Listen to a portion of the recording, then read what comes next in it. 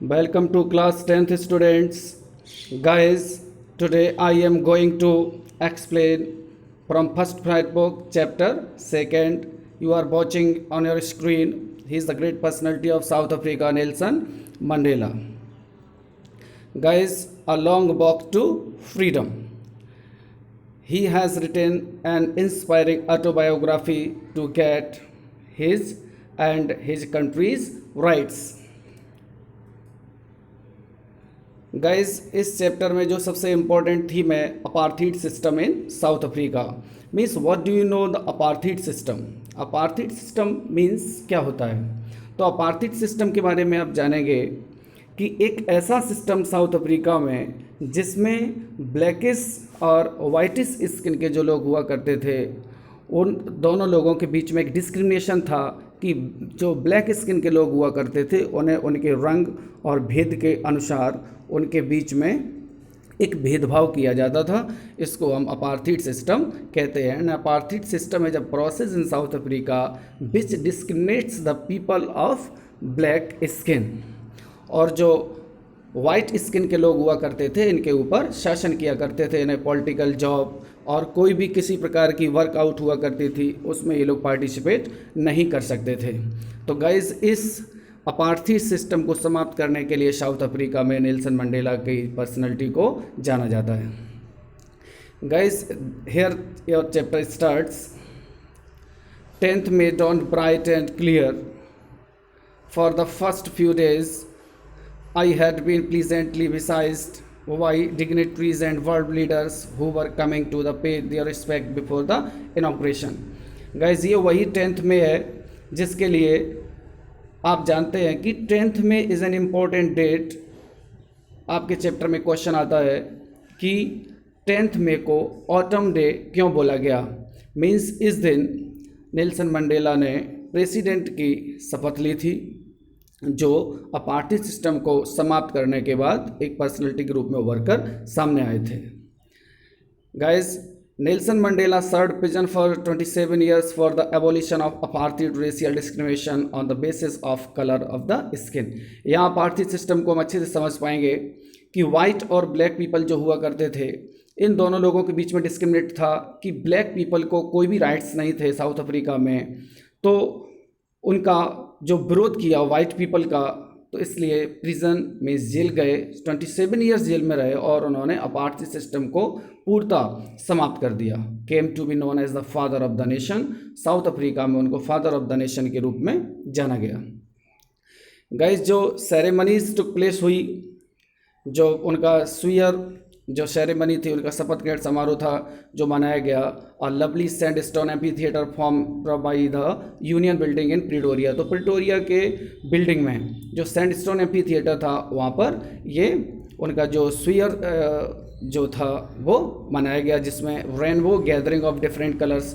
Means different colours का मतलब है कि यहाँ पर कई कंट्रीज़ के जो लोग थे यहाँ पर प्रेजेंट हुए थे। As I turn the screen, guys the screen जो स्लाइड पर आप ये देख रहे हैं this is the amphitheatre building.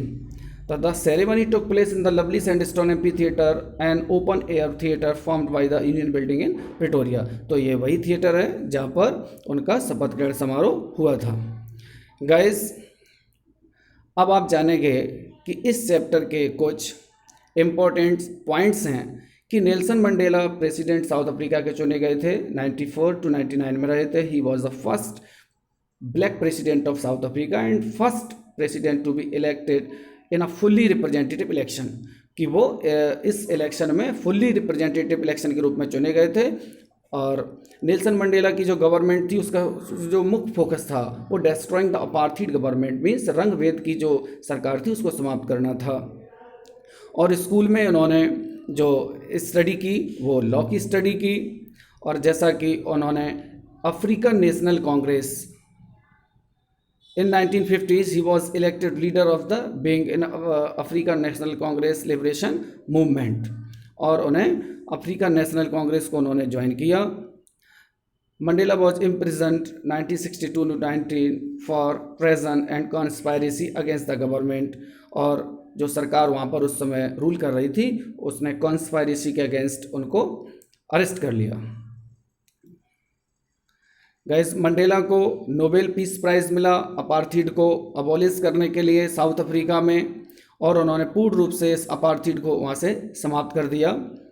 और उस नोबेल पीस प्राइज़ के साथ साथ उनको 250 अदर अवार्ड्स भी मिले, और पॉलिटिकल से रिटायरमेंट लेने के बाद उन्होंने इस फोकस को जारी रखा।